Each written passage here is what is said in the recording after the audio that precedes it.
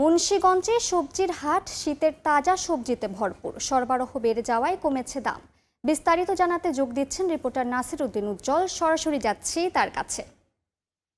পৌষের হাড় কাঁপানো শীতে কিন্তু কৃষক জমি থেকে যে সরাসরি সবজি তুলে এনেছেন সেই সবজির কিন্তু বিশাল পসরা বসেছে মুন্সিগঞ্জের এই প্রধান সড়কে, এবং সড়কের দুপাশ জুড়ে যে আপনারা লক্ষ্য করছেন ফুলকপি, বাঁধাকপি, টমেটো, বেগুন, সিম, নানা রকম সবজিতে কিন্তু ভরে গেছে এবং দাম অনেকটাই সহনীয়। আপনারা দেখছেন যে ফুলকপি এগুলো কিন্তু মাত্র 15 টাকা পিস দরে বিক্রি হচ্ছে, টমেটো বিক্রি হচ্ছে 40 টাকা কেজি দরে, বেগুন বিক্রি হচ্ছে 40 টাকা কেজিতে এবং সিম বিক্রি হচ্ছে 35 টাকা কেজিতে।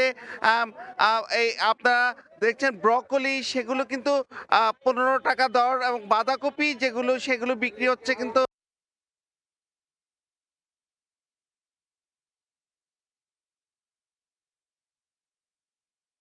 রাজধানীর যে কৃষকের হাট সেখানেও চলে যাচ্ছে সপ্তাহে 2 দিন। আর এই বাজারটিতে কিন্তু প্রতিদিন যে আবাদ হচ্ছে, যেগুলো কিন্তু রাজধানীর যে কৃষকের হাট সেখানেও চলে যাচ্ছে সপ্তাহে 2 দিন। আর এই বাজারটিতে কিন্তু প্রতিদিন বিষমুক্ত সবজি নিয়ে আসছে চাষিরা, এবং এখানে কিন্তু এবছর 4,901 হেক্টর জমিতে এই শীতকালীন সবজি আবাদ হয়েছে।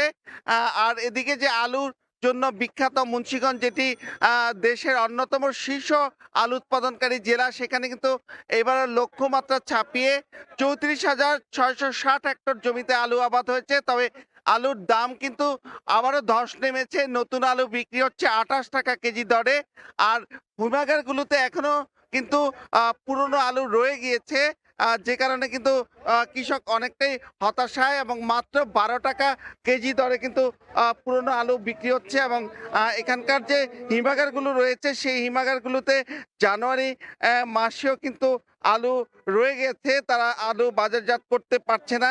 এবং স্থানীয় কৃষি বিভাগের তথ্য মতে কিন্তু 36,755 মেট্রিক টন আলু রয়ে গিয়েছে। তার মধ্যে কিন্তু 266 হেক্টর আলু হচ্ছে বিএডিসির বীজ আলু, এবং এইসব বিষয় নিয়ে কিন্তু নানা রকম চ্যালেঞ্জ তৈরি হয়েছে, এবং পুরনো আলু কিভাবে বাজারজাত করবে, আর যে বীজ আলু রয়ে গিয়েছে বিএডিসি, সেটাও কিন্তু একটি নেতিবাচক প্রভাব পড়েছে। এবং এই মুন্সিগঞ্জে যে এই সবজির জন্য নানা কারণে আলোচিত এবং সুস্বাদু সবজি, যেগুলো দেশের বাইরেও রপ্তানি হয়ে থাকে, এবং এই সবজির হাটটিতে কিন্তু 2 থেকে 3 ঘন্টায় বিক্রি হয় 20 থেকে 25 মেট্রিক টন সবজি। তো এই ছিল মুন্সিগঞ্জের সবজি হাট থেকে সবশেষ। আমরা এতক্ষণ সরাসরি যুক্ত ছিলাম মুন্সিগঞ্জে।